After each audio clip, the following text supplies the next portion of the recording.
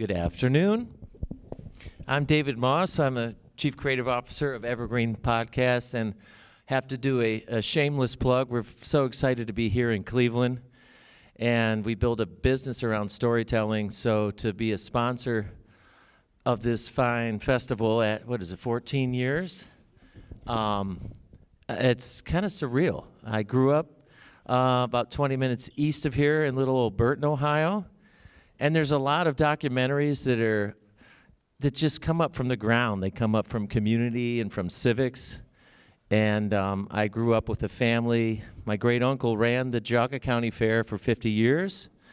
So I just feel like this is such a community enterprise, this festival, and I'm just thrilled to be here. But without further ado, we have a distinguished panel here with us today to discuss the film Citizen Sleuth, including the creators of that film, the star of that film, and then a wonderful podcast producer and also an involved director here of this event. And I'm going to pass the mic for them to introduce themselves. Hi there. I hope everybody's doing well today. I am Bill Huffman. I host Who Killed, the weekly podcast on Evergreen Networks and Killer Podcasts. And I also produce another true crime show, Crime Capsule. So thank you very much for having me. I'm Emily Nestor. I'm not the star. I'm the subject of Citizen Sleuth. I did about a year and a half podcast in true crime, Mile Marker 181, which if you've seen the film or you're going to watch the film, you'll see all about. So I had a short little stint in true crime podcasting. Hey, I'm Chris Kasick. I'm the director of Citizen Sleuth. So we're screening Citizen Sleuth at 4:40 at the Little Theater. We're all invited. We're doing a talk beforehand, so it's sort of to whet the appetite to see it afterwards. So I encourage everyone to go over and see it. There's been a lot of healthy conversations around the film, and that was the idea in making it. That true crime is a thing that's not going away, and we have content creators constantly creating content in the genre, and it's ripe for discussion because so I applaud the Chagrin Festival for having this and having us all here and inviting this film to play here. So thank you guys. And I'm Sarah, and I think, is this microphone on? Yes, but you have to hold it extremely close. Oh, the extremely close one. Oh, there we go. Super directional. So I'm Sarah. Some of you will know me as the operations manager here at the Chagrin Documentary Film Festival, but I've also had many, many lives. And one of those lives was working for David at Evergreen Podcasts.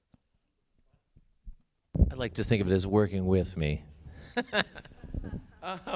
Well, let's jump right into it.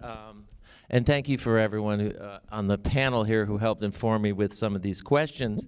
Podcasting is all about storytelling. And, a small tidbit, and you can kick me if I'm wrong, 80% of true crime listeners are women. So there's a little trivia for you.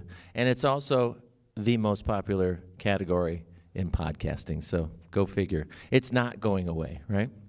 So when it comes to storytelling, how much responsibility do you have to the facts, versus what makes a more compelling story?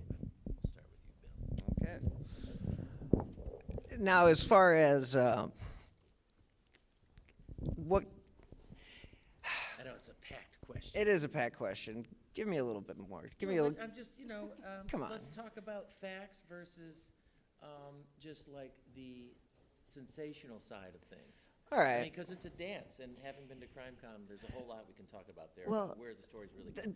The ethics behind it and like the whole... Yeah, I would just say don't sensationalize something that isn't sensational. Don't try to make something more than what it is. Let the facts dictate the story, and that is basically, at the end of the day, that is how you will end up, one, feeling like you did the service of the family, like you didn't tell anybody, like, name any certain suspects that you didn't. Like, I try not to name suspects in my show because I feel like, one, it's not my place. Sure. I will talk about other people and how they have named the suspects, because once those are been published or they've been in the media, that's fair game. But after that, I just try to let the facts dictate the story. Respect for both the victims and the suspects. Well, you can't just throw somebody under the bus. Yeah. I mean, that's just not going to work. And talk about ruffling the feathers of authorities if you do that. Yeah. So that's my 2 cents on that part. Anybody else? Yeah, and that's one thing I like. It was interesting getting a lot of flack. That had been, and we briefly discussed, this case had been such a big thing in my community, and these names were like already out there, and it's like, where is that line of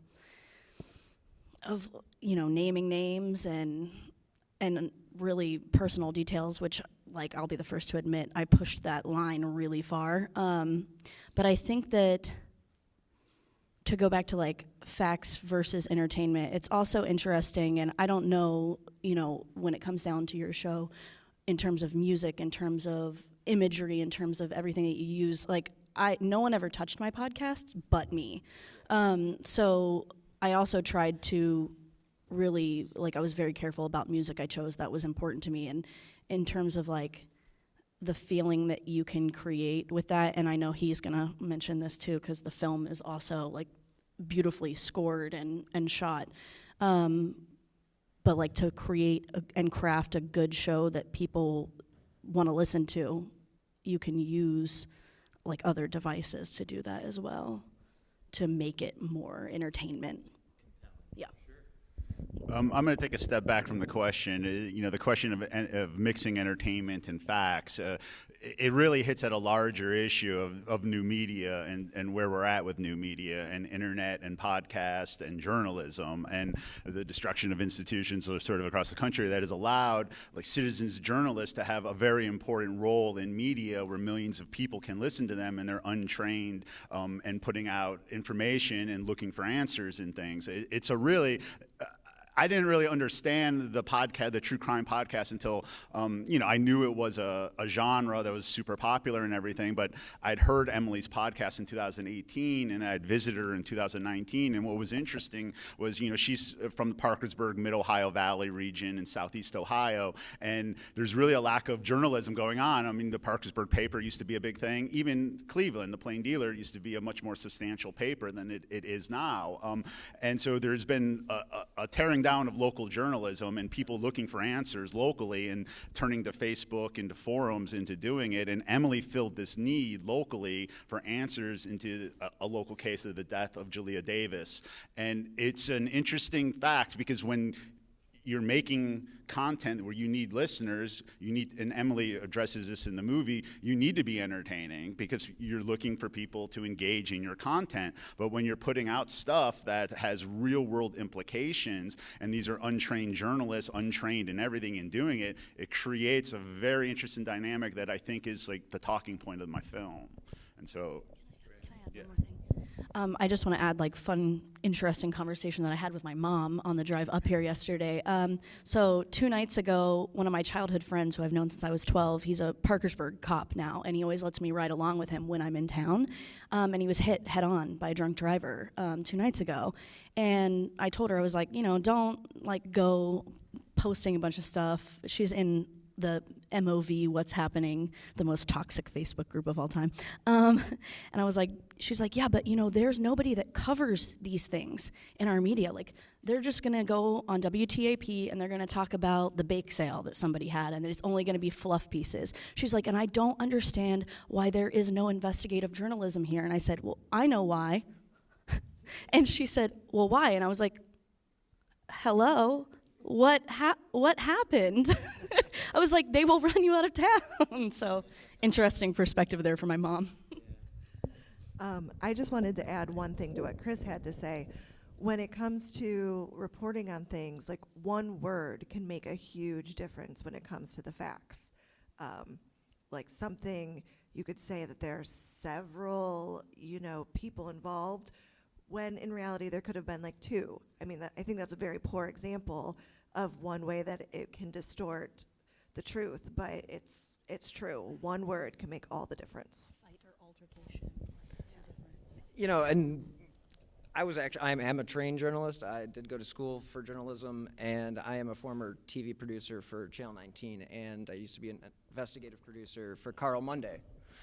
Well, yeah, but Carl. Everybody knows Carl Monday, and boy do I have some ethics stories about that. Wearing a camera. Well, I mean, when you put somebody with a bag and a camera and you're following somebody around, it kind of makes you feel a little dirty at the end of the day. And, that was one of those things when I was in the news and working for 19, and then I worked eventually for News 5, that there is just not a lot of time to be able to talk about like the depth of these cases. And that's why true crime podcasts have become so big, is because it's long form media and its ability to tell the story opposed to a 2-minute news segment. That's it. Did you read my questions? Because that's the next question. Why do you think true crime is so popular now? Well, again, we walked into it, and again, it is because of the fact that there isn't, like Chris said, the papers are dwindling. The amount of resources that are being put into these investigations. I can tell when I originally started with Who Killed Amy Mahalovic. So everybody knows the Amy Mahalovic story if you're from Northeast Ohio. So that is one of those cases where I sat down with her dad and I met with the police and the FBI, and you really find yourself being able to tell more of a story and like dig deeper into the lives and what was going on at that time. Whereas if you look and you turn on the local news, I know it's a sweep story if it's about Amy Mahalovic, because there isn't any new information. There isn't any breaks in the case. There haven't been for years, and they run these stories to just get ratings and clicks. And so local news is, could improve. This room. Why is true crime so popular? I've discussed sort of, including on ride-alongs, in my personal experience, why is it that, there are questions I come back to with this, like why is it that we, biologically have sort of this thing to believe the crying mom? Why is it that we want to kind of look under these rocks as well, but also, why is it easier for us to believe a murder narrative over something else, you know what I mean? Or a specific theory. It's sensational. Yeah. It's already sensational, the fact that it's a murder, which is the most uncommon Right. crime. Right. So as the demographic, I am the true crime listener demographic. I grew up with Forensic Files, Unsolved Mysteries, Dateline. My mom was an OG, 80s, 90s. So I was allowed to, I would train myself. I would watch America's Most Wanted, and I'd be like, I'm going to remember these faces, and I'm going to find one of these guys. So I'll be 32 next week, and I'm the demographic for sure. But I do think it's an interesting question why, really it's middle-aged white women are the demographic. And I had a conversation that I kind of started to get somewhere with it last night with some people after the Q&A, and it was young boys get to play cops and robbers. They get to play war. They get to play with stick guns and violence, and the idea of these things for young boys is more safe to play, and girls are given play kitchens and dolls and these things. And I think once we hit puberty and we hit that age, and a lot of us experience some sort of victimization, and we have a more solid idea of violence or trauma, I wonder if maybe that's our version of playing cops and robbers. If consuming true crime and hearing about the worst things that happen to people, we don't have that safe space as a little girl to play with that kind of mortality thing and the idea of violence. So I wonder if maybe later in life, that's our way to do it. I mean, I have it real simple. I mean, true crime is stories of life and death, mortality. Storytelling is the most basic form of communication, and history, current events, religion. It's all being told through stories and relating to stories. And I think true crime hits at something with that of our own, because we're all going to die. Of how is this going to happen? And well, that's a crazy way to go. And so There's a great book called Savage Appetites, which really discusses the obsession of the demographic of this particular genre. And from what I have had discussions about this with many women, many listeners at CrimeCon, you know, again, David's been there, Emily's been there. It is 90% women. And their answer to the question of why is it so popular is they love to know what to look out for. They feel like it's a tool to add to their arsenal. Here's something I do interesting in it. David. Go ahead. I was just going to say, I am the epitome also of the demographic. I started listening to true crime with My Favorite Murder. I'm sure most people are familiar with that. And I think one reason that it's like, it kind of takes you into a different fantasy world. I know I was also a filmmaker. I didn't mention that. So my whole life has been around like fantasy and storytelling. And I do think that it takes us to a certain world where we normally wouldn't exist. It's not necessarily a good world, but.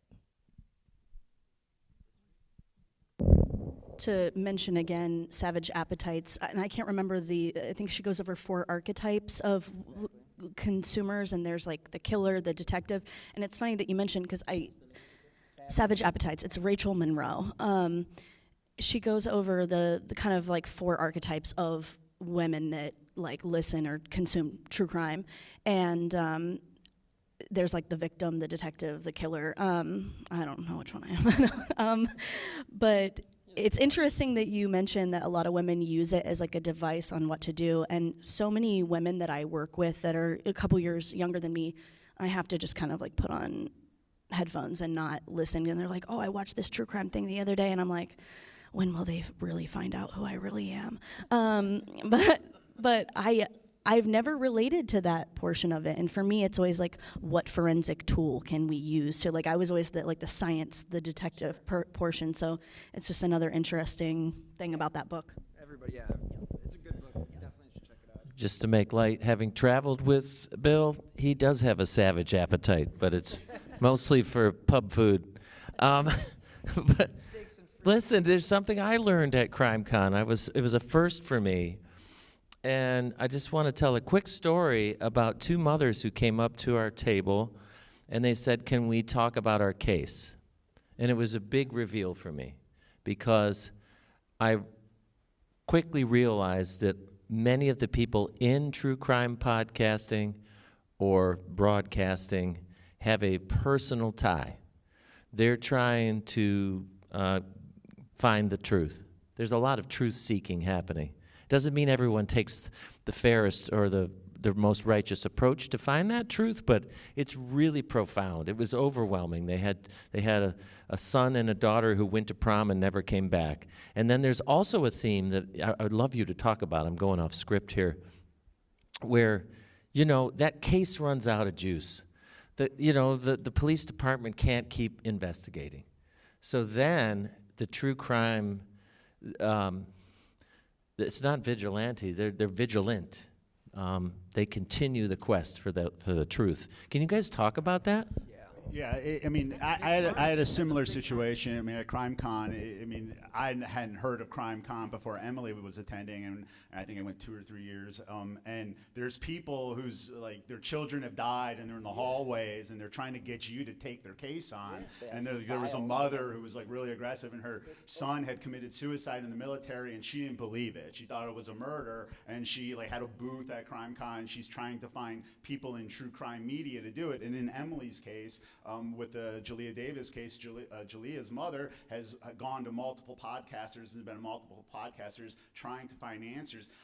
frankly, I think it's like super sad of a situation where it resorts to this, where of like basically panhandling for justice on the street. But it's also like there's a lot of people who are, they don't believe what's, facts and things that are put in front of them, and there's constantly spinning in media, and anyone will take on a case and spin it for clicks or value or anything like that.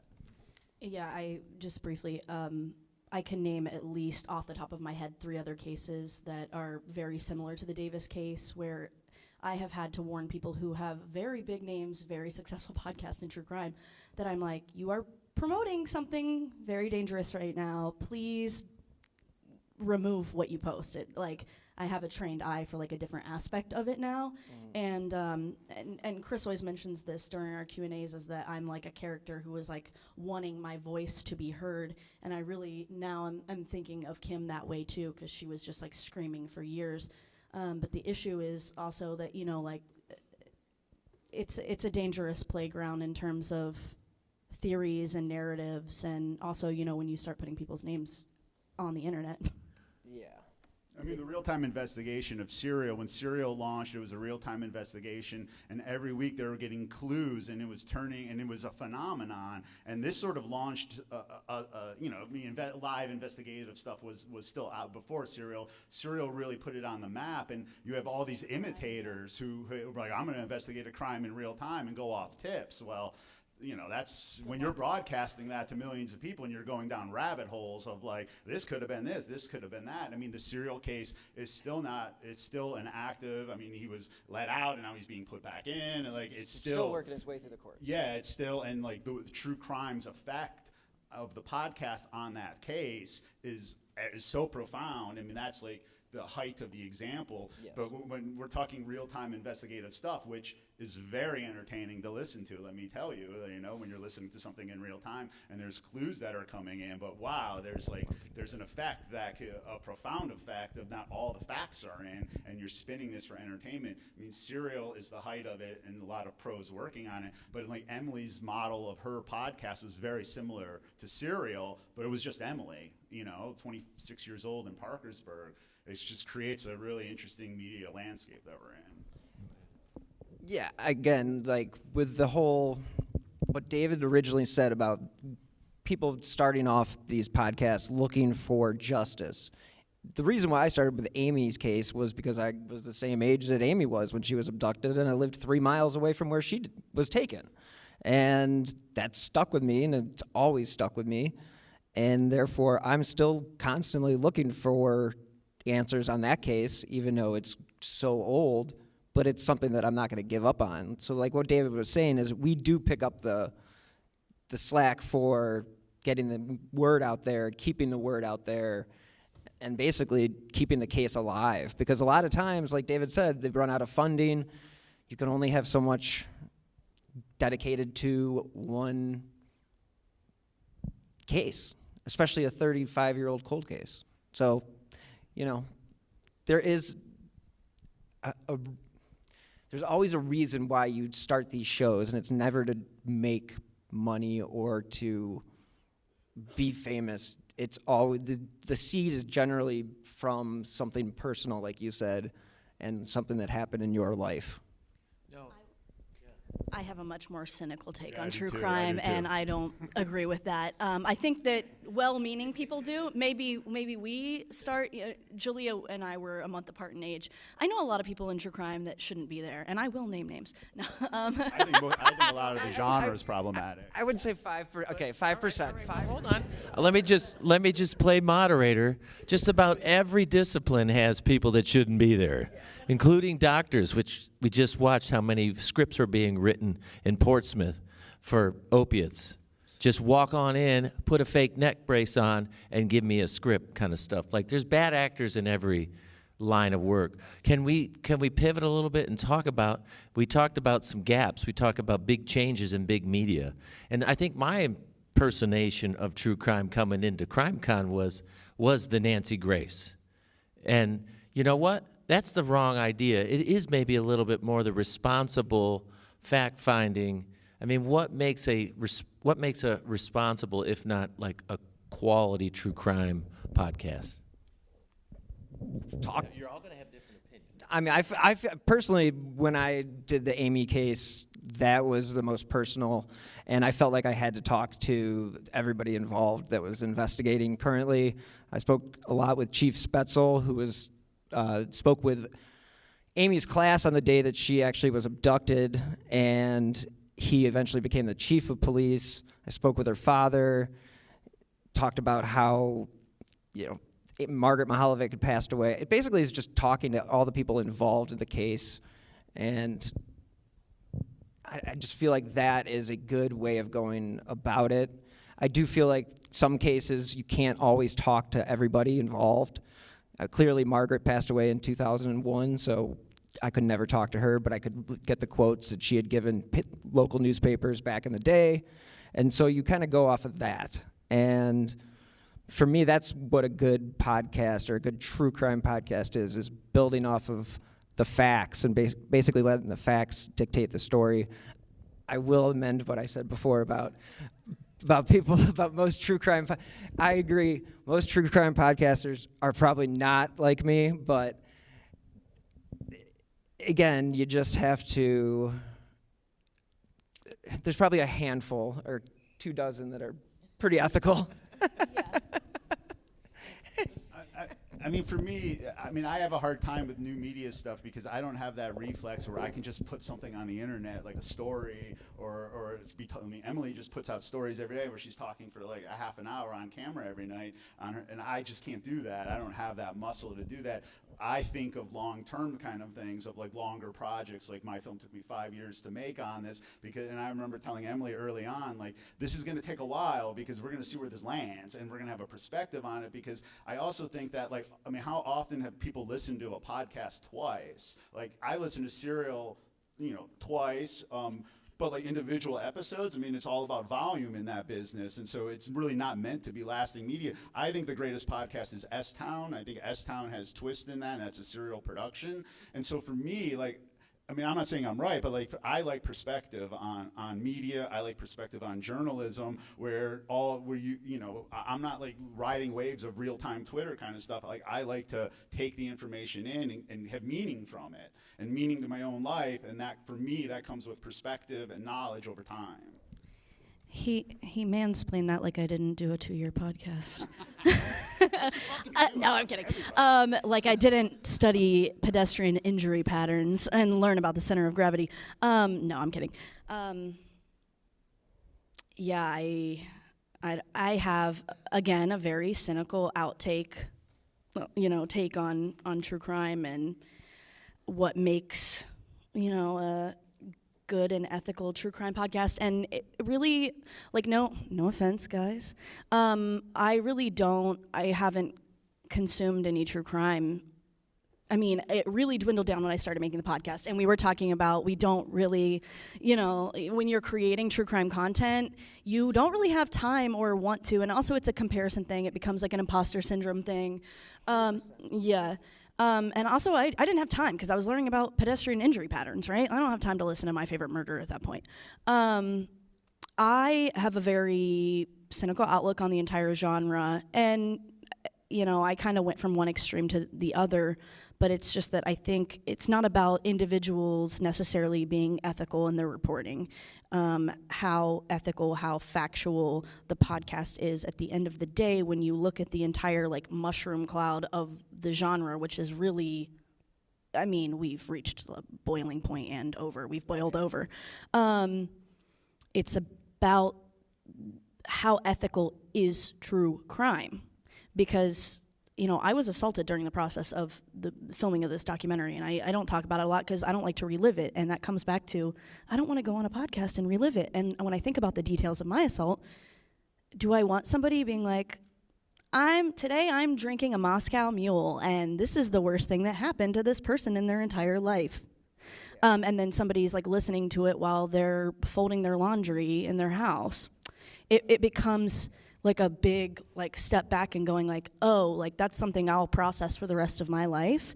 Would I want it on a podcast? Like, is the genre, it feels just like exploitation to me at this point. in general. I did, speaking of Amy Mahalovic, James Renner, who's a Cleveland local, put me up for a gig briefly with Court TV, and I didn't talk about it until I was done with it, but I essentially was doing glorified stenography for Court TV for the Dr. Husel trial in Columbus. If you remember, there was a doctor acquitted of 14 counts of over fentanyl in the ICU. And so I really got a different look at media. I was in the media room with, trained journalists, and I'm looking at that. And I'm like, this is pretty straight to the point, non-sensationalized reporting. There wasn't a lot of, and now we're gonna break. Save 25% off on BetterHelp. It was a different type of. It was So I have a very kind of, and it might be a bit too extreme. I have a very strong opinion just on the genre in general. I have a bad taste in my mouth because of it, I guess. Yes. I have a wild question. All right, I just wanted to add Go ahead. real quickly. And do we need time for Q&A? What do you got there? We're good. Okay, we're still good? Okay. Yeah, speaking of James Renner, James is one of those that actually, he's been in my studio. I've interviewed him many times. I've known him for 2 decades now, and he's obviously close to the Mahalovic case. And then I took the baton from him, and basically, Renner does name names, so he's a little bit different than I am. But he's an interesting cat, and if you've ever met him, if you'll know what I'm talking about. So he's a good guy, and he's a great reporter, but he will put himself out there. Why didn't you name names? But I have a question. Why didn't you name names? We'll talk about your choice of not naming names. Why don't you name names?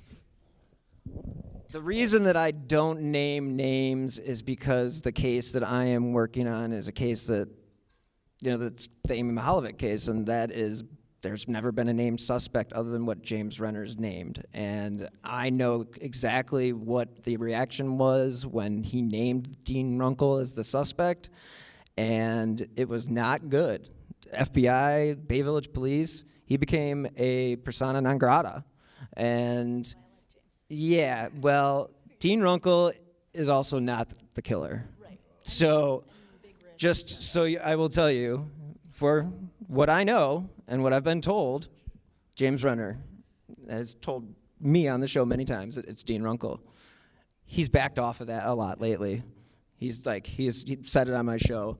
I'm not as committed to it, but I still think he's the best suspect. I disagree because the chief of police has been to Florida and interviewed him, and if it was him, you have to investigate. You have to trust the guy who caught Whitey Bulger, who is Special Agent Phil Torsney, and when he says anybody that's been in the media and stares you in the face and is trying to read between the lines, anybody that's been in the media is not a suspect. Wow. This might be way off the map, but how does AI inform or change the way true crime podcasters do their work? AI, how does AI impact how true crime podcasters do their work? It's more of self-serving question as a podcast network owner. I think AI is about to change a lot. There's a Spotify runs ads with their podcast hosts now that are done by AI. They are seamlessly into the programs, and you wouldn't know that they're AI. There's the Joe Rogan fake podcast that is out there that is seamlessly audio. I don't know where we're headed with that, with AI and true crime, but I think we're entering an era of media where what you hear and trust on a screen you need to question. Everything on a screen is a perspective, and because it's super saturated, and you can create anything now with just prompts and voices.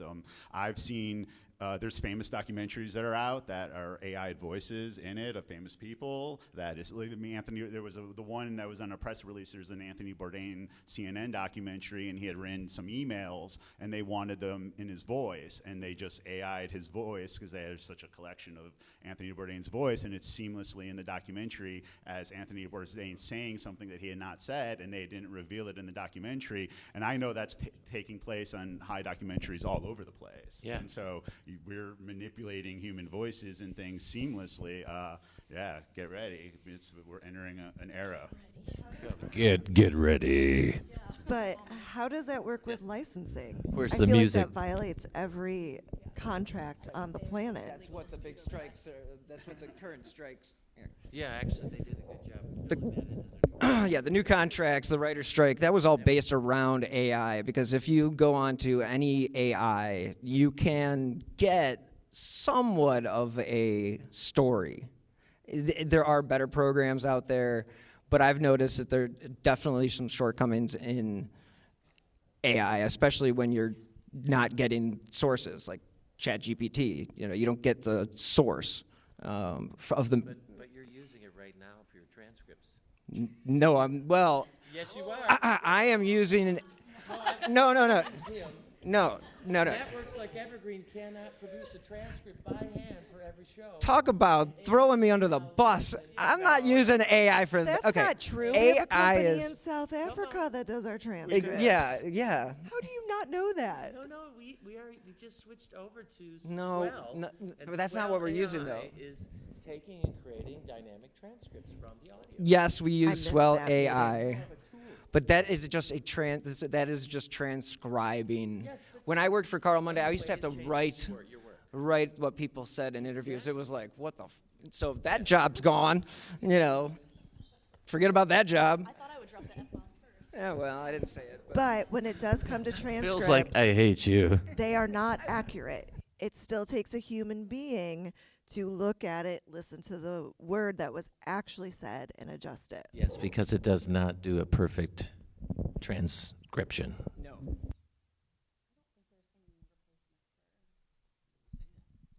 I just don't think there's any replacement for like making art of any form. And I understand that, like, yes, you can when it comes to people's jobs and livelihoods, like, yes, you can cut that down, but like when it comes to us as consumers looking at something, like, for example, when the doc first premiered, I read a review of it and I was like, AI wrote this, and I sent it to him, and I was like, you think they plugged in, you know, like the things and had AI write it? And he agreed. He was like, yeah, it sounds like it's written by a computer. I think obviously we'll see it get better. You know what I mean? But I was like, there was no emotion in the writing because I don't know. I just don't think that, like, I mean, I'm pretty imperfect when it comes to the podcasting, but like it takes an imperfect person to like make art that other people can relate to. And when I see AI, like, I have a really good trained eye for AI, and I haven't utilized any of it to my knowledge, right? I'm sure that I've but I haven't done any of the photos. I haven't used ChatGPT. My friend and I were discussing, she's a photographer and shoots film exclusively, and she was talking about how this is gonna, you know, take jobs. And we were standing outside in the French Quarter, and I was like, just unplug the robots. And like a group of guys were walking past. They were like, what the heck? So I have like a very old school West Virginia opinion on artificial intelligence. Yeah, I was in the parking lot at A Basin in Denver skiing last year, and we were a bunch of us sitting around, and the group next to us, they were all writers, and they were all freaking out about AI. And I don't think AI is necessarily going to replace everything. I think this is sort of like everybody freaks the heck out. I mean, everybody freaked out when we had microwaves. The first time we had microwaves, oh my gosh, it's going to, the Y2K, the internet, you know, 5G. Oh my gosh, they're sending out an emergency alert system. Everybody put your tinfoil hat on and run. You know, this is just, it's ridiculous. So, I mean, it's a tool. It's a tool, but humans still need to be involved to some degree. And again, you can look at any AI-created product, and you can pretty much pick it apart in 2 seconds. They love to use the word delve. And also, I guess this is my question for the audience. Like, if you were to watch a Netflix series and it was good, it was fine, you enjoyed it, it wasn't like your favorite thing you'd ever watched, but you committed to the whole bit, and then you found out that it was written by AI, wouldn't you feel duped? Like, wouldn't you kind of feel like, yeah. Let's not forget, for about 30 years we've been teaching AI, so it's still human information. Wow. I want to. We taught it with CAPTCHA. We taught it. I guess I'm specifically referring to like the arts here. Yeah. I mean, I think we're entering this. I mean, it used to be broadcasting where, they cheers and that would represent, all of America would see it and all the ratings. And now we're in an era of narrowcasting where it's individual distribution. I think AI is going to bring in an age of personalized media where if bad example, I'm spitballing, as I said, Cheers, but if you wanted to write an episode of Cheers and putting in a prompt and a new episode of Cheers comes out and that was just made for you and you created it, and then you can broadcast that out to your friends and your family on your social media or your own Discord. I mean, it used to be like filmmakers like me have like a decision, oh, this is my film kind of thing, but I think we're gonna, in the next at least 20 years, but probably sooner for sure, everyone's gonna be able to do that, I think. And everyone's going to have their own personalized media and everything, which I think is exciting, but it's also, I'm not afraid of the new media of what we're entering. It's just everything always changes. I mean, sound in movies, that's nuts, but like everything moves forwards. And I mean, there's been an issue in documentary of gatekeeping and subject and who can tell whose story,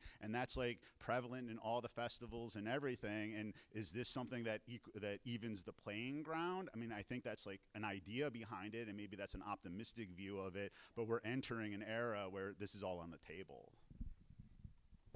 So what's next for true crime? And then we'll open it up to, is there something next for the genre? For the genre?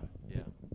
They got to see this movie we made, and I think that there's going to be, so it's going to be 440 at the little theater there, and that's what's Yeah, so the future of true crime, I think, is what we don't want to happen. Like what you're talking about is narrowcasting, and basically what we don't want to happen with AI. And this is just sort of, I'm just adding to his thing. It is no. It's fine.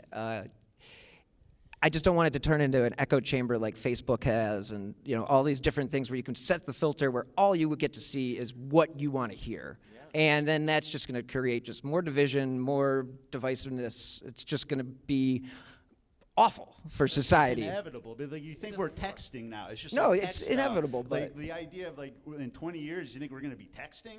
Like no way. No, like, texting didn't even exist 25 years ago. Concept of like communicating through this media that's like it's like we're entering this age. I mean, all tech money is going to this right now. And augmented reality. I don't know where it's headed. I mean, it's going to be wild. Though. But that doesn't answer the question. Was where's true crime going? The true crime genre isn't going anywhere. It is going to continue. I think it's going to be like Darwinism, survival of the fittest.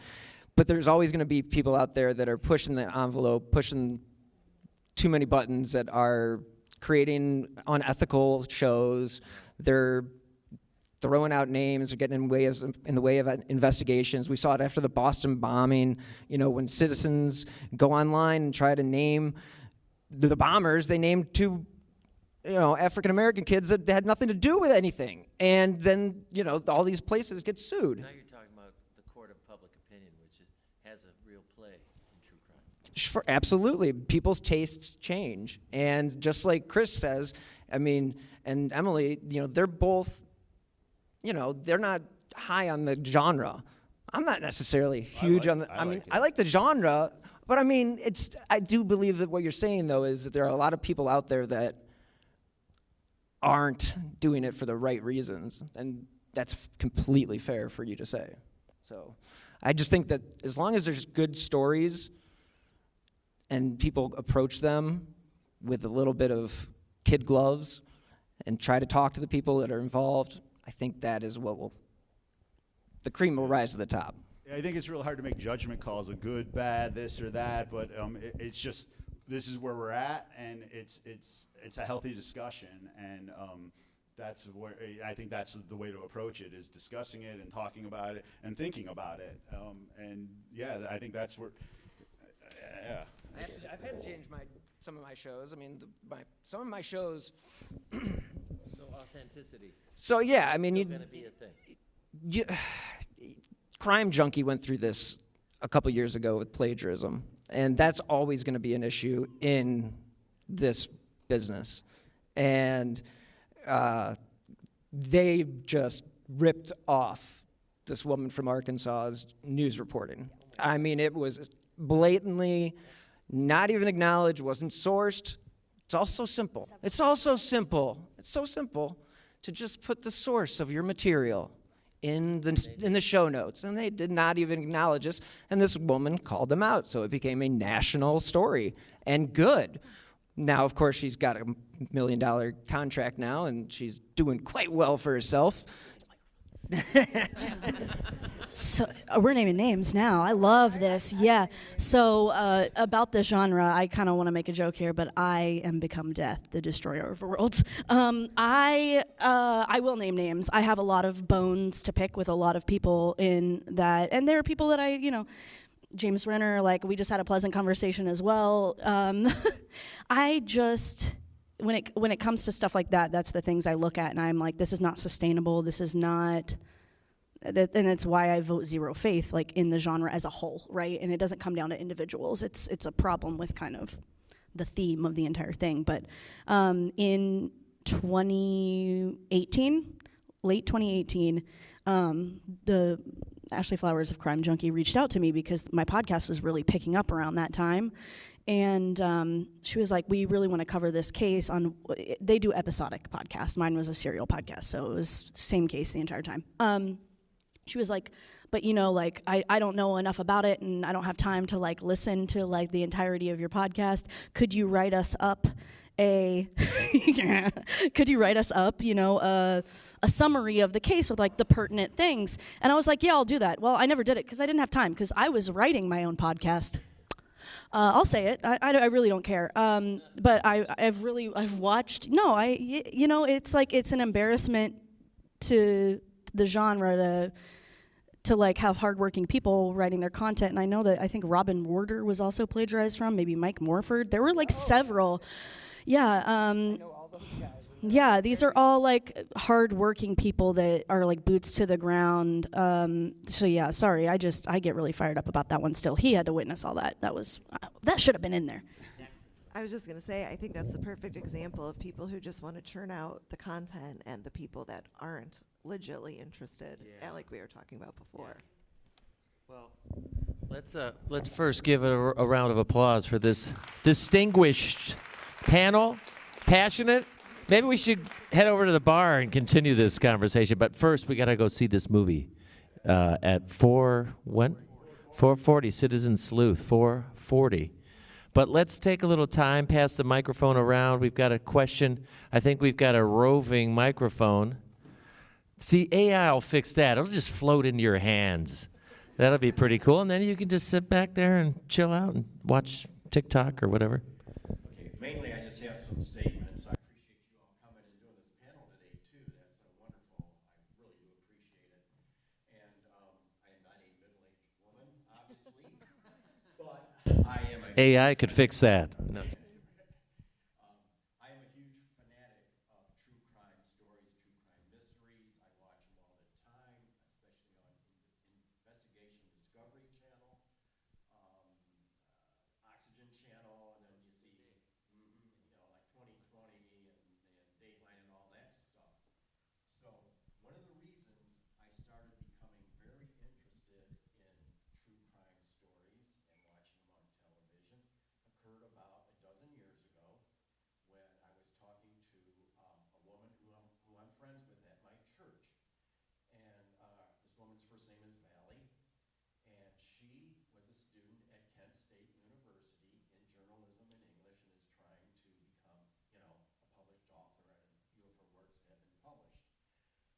knew James Renner. She had gone to some, they had attended classes. I know you beat a dead horse, but she literally knew him. They were in classes together. She told me about the book that he had written about Amy Mahalovic. And I remember I was in college when Amy was actually murdered. And I kind of put it out of my mind when I started reading his book. And honestly, I've read it about 4 times. I decided I was going to try to figure out who the culprit was, be my own amateur sleuth here. After reading the book and then reading some of, I don't know if you call them his, I don't know if they're podcasts, but there's like a constant chat, like a chat room about it. Yeah, I was led to believe, based on my own research, based on all the facts and who was doing what, when, where, and why, was Dean Runkle, the former middle school science teacher. Yes, Naming names. yeah, I mean, and I've been to the Lake Erie Science Center. I've been to Bay Village. I've been to the shopping area where she was abducted. I went over to where the middle school is. I didn't go inside, obviously. And ironically, the police station is right across the street from the shopping center where Amy was abducted. And I don't know if any of you all have been over there or not, but they do have a small memorial for her in the parking lot right behind the building. So. I have a question. Have you ever thought about doing a podcast about it? Don't let this guy into your life. Well, We should talk. no, actually I haven't, but maybe I should. Yeah. You got all the qualifications. Yeah. I've got a producer, a filmmaker, a co-host, and You're ready to go. Another high, and I'm not going to go into too many details, but here's another high-profile case in the United States that everyone has heard about, and that's the murder of John Benet Ramsey out in Colorado. What was the question about the Mahalovic case, though? You just Well, let me tell you, from the horse's mouth, the horse's mouth. Renner says it all the time. It's Dean Runkle. It has to be Dean Runkle. But then he backs off a little bit. Okay, the bottom line is this. He looks like the suspect sketch. That's a fact. No doubt about it. He's got some areas that, hey, yeah, looks like it could be him. But Amy's father looked me straight in the eye and told me the FBI has cleared that teacher from Florida. So it's not him in our discussion about James. So it's not Dean Runkle. They would have easily gotten his DNA. FBI's interviewed him. He's easily found. He's head of the homeless shelter in Key West. He is actually a very prominent person in the city, and he's got nothing to run from because he didn't do it. Yeah, I had heard that the FBI had cleared him through DNA evidence. Yeah, they took his DNA, and yeah, I mean, Spetzel told me that he's been there. And I was just going to add quickly, like small town things. This is a small area. Yeah, so in the last year or so, there's been a missing woman in my hometown. And I got on Facebook and I saw a lot of people, they should know better. A lot of people on my friends list were basically publicly trying, convicting, and crucifying the suspect that they liked for it.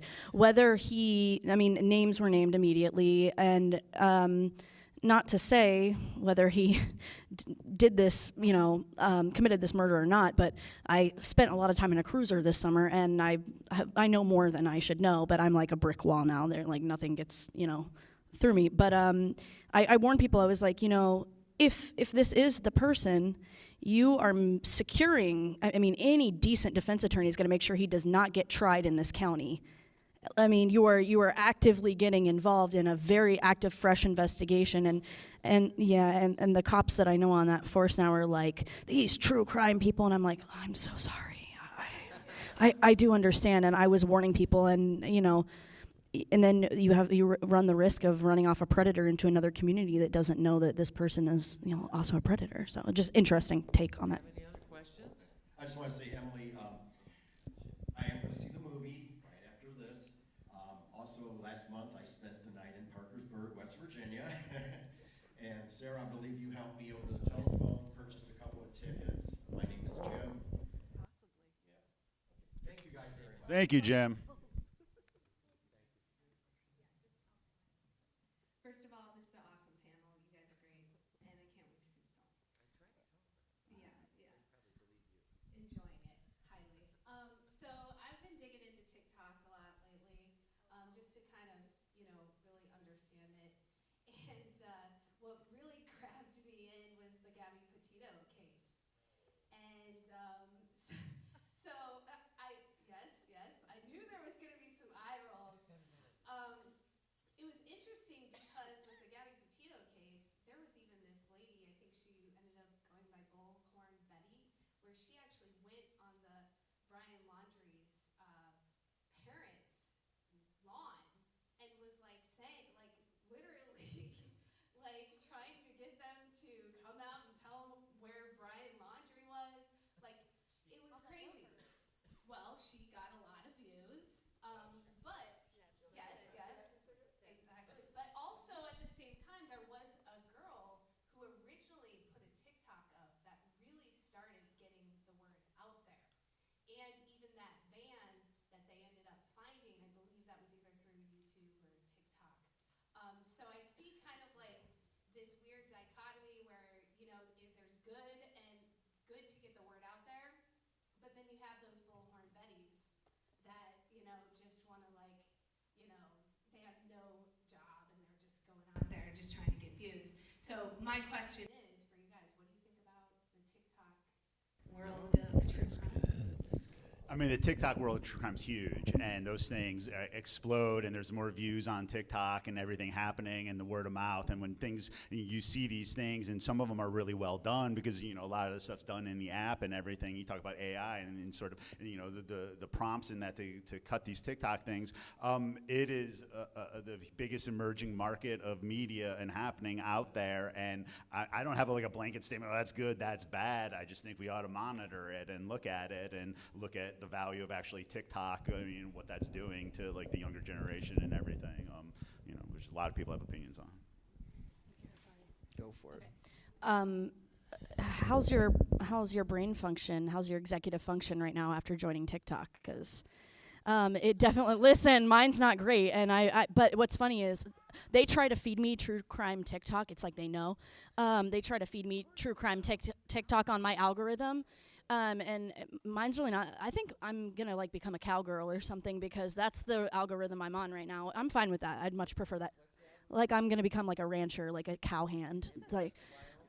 I'm fine with it. Yeah. But I've thought about it, actually. Don't tempt me. Haven't I? So a great example of TikTok and the power of TikTok, I think the OG, original TikTok blow-up case was Alyssa Turney, Sarah Turney. Her surviving sister had gotten a lot of traction. I knew Sarah before she joined TikTok, and she was working on starting her podcast then.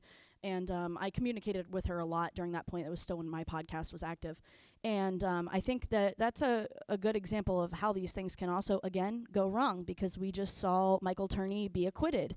And I assume, and I don't know how much you've kept up on it, and I don't want to talk badly about anybody, but I was close enough to that case that I saw some things, and that's another creator, and again, I'm going to name names, that I saw promoting a case that is absolutely a tragic accident that was not a homicide, and Sarah Turney was promoting it as a homicide, and I warned her. I was like, you have such an audience and a platform, millions of TikTok followers, and I'm like, please be careful with the power that you wield, and what I call these drive-by coverage of a case is episodic. You're not doing your due diligence on a case then to be able to definitively say something about it. But TikTok is also the demographic, I think, that utilizes TikTok the most doesn't have a full frontal lobe yet.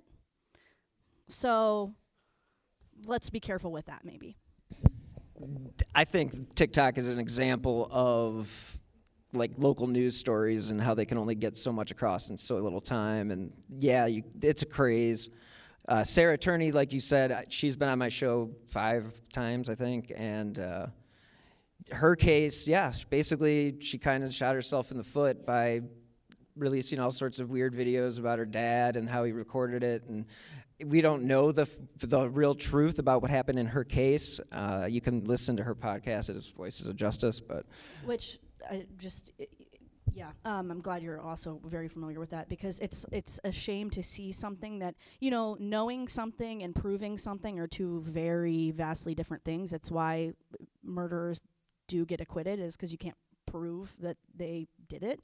And it became a thing where now we may see her end up being further victimized because, and you know, I don't want to say shot herself in the foot, but I mean, it sort of looks that way right now. And she may end up getting sued by her own father for, you know, assassination of character, for defamation. and it wouldn't be very hard to find the evidence. And it's unfortunate because it doesn't necessarily mean that he didn't do it. You know, he was acquitted. The judge, okay, so just so you know, the judge acquitted this guy's case before the trial actually began by saying that there wasn't enough evidence to say that the crime had even been committed. But yet this girl she was a half-sister of Alyssa, and she convinced herself that this was a murder. And whether or not that was I don't know what the inclination was that made her believe that, but there was a lot of weird stuff going on. Like, he was filming his daughter and stuff. Like, it was weird. But there was a lot of childhood abuse of different forms there, I think, so. But that goes back to what we were saying before about ethics, and that's what this panel's been about the whole time. And you asked me why I don't name names. I think we just answered the question.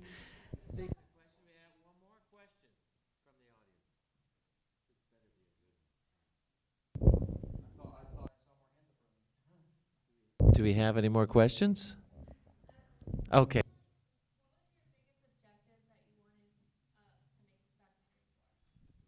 Well,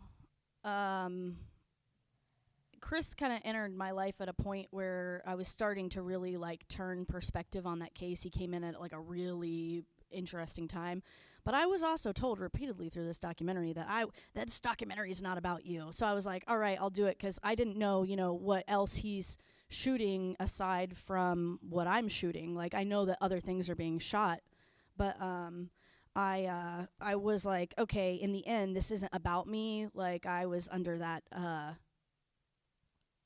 was under the assumption that it wasn't about me. I mean, we're having a true crime ethics panel, not an Emily panel. Yeah. So it's about larger. I had no objective, I guess like where I was at was I was still along for like that ride. And hold on, let me finish. No. Oh, good. So when he entered, I was still not, I hadn't fully like turned that corner yet. So I kind of, and we'll talk about it in the Q&A later if you're attending, but you know, what he thought he was signing on for and what I thought I was signing on for, like, ended up not being the final thing that you see.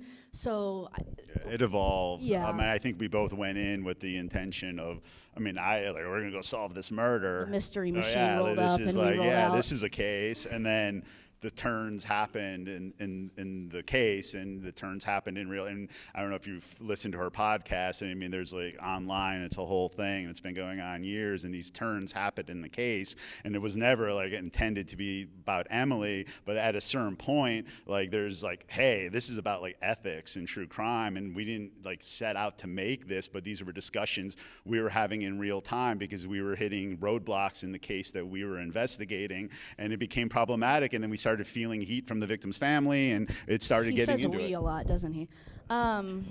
You're a little late.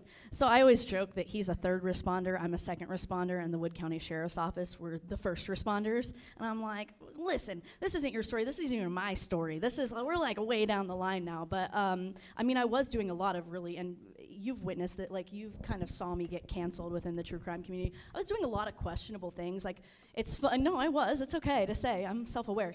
But it's like, when I'm up here and I'm like, when you said you wanted me to do this, I was like, are you sure? Like, were you there 2019, 2018? But it's more of a like, I don't want to be like hypocritical in the things that I come up here and say about true crime, but it's more like I learned like like an extreme example hard way. So maybe just do as I say and not as I do. I'd like to thank all of you for joining us. Let's give a round of applause to all of these great podcasters and filmmakers. And what's that? You could do your own plug. I'm going to do my own plug. What's your next big thing? Okay, well, I'm still currently hosting Who Killed. Who Killed can be found at wherever you get your podcasts, Spotify, Apple, Evergreen Podcasts. And I also have an Amy Mahalovic book coming out next fall, so that will be exciting.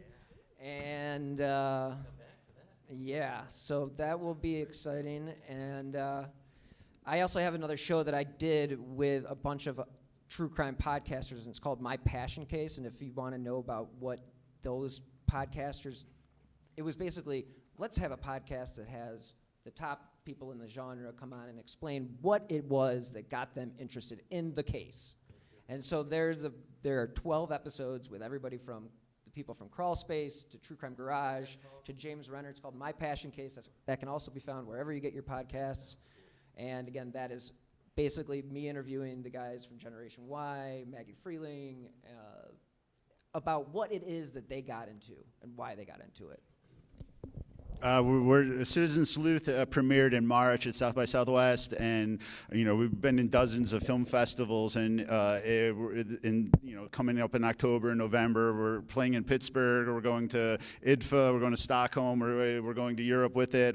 It's been, and we're looking at distribution will happen next year, and it's been a really interesting experience for us to the conversations, even this one and after the film. You'll see they've been really healthy in terms of when you do like podcasts or something, you read comments and sometimes you meet people at CrimeCon, but like I really believe in like human interaction and people like in the room and feelings and moments and conversation. And so we're getting the film out there. We're at film festivals all through the end of the year, and even until next year. We have film festivals booked until next May at this point, and it'll be come out next year. And in terms of other, I have a K-pop series for Apple TV that's coming out, which is a whole other thing. But like, I like stories and stories that I come at where I don't know a lot about, and so that's how I approach the world.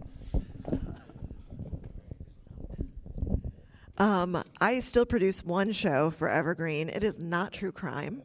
It's called Wild Precious Life. My show host actually interviews authors about their books and their personal lives, I guess. And so if you like books, check it out.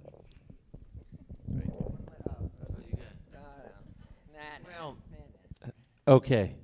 My plug would be 2 years ago we launched a network. Evergreen actually has 6 different podcast networks. So if you are a big true crime, paranormal, and fiction fan, we have a growing network called killerpodcasts.com. So love for you to give me feedback on that. Come and listen to shows, great creators all around. One more round of applause. Oh, I don't know. Yeah, probably not. Okay. Thank you, everybody.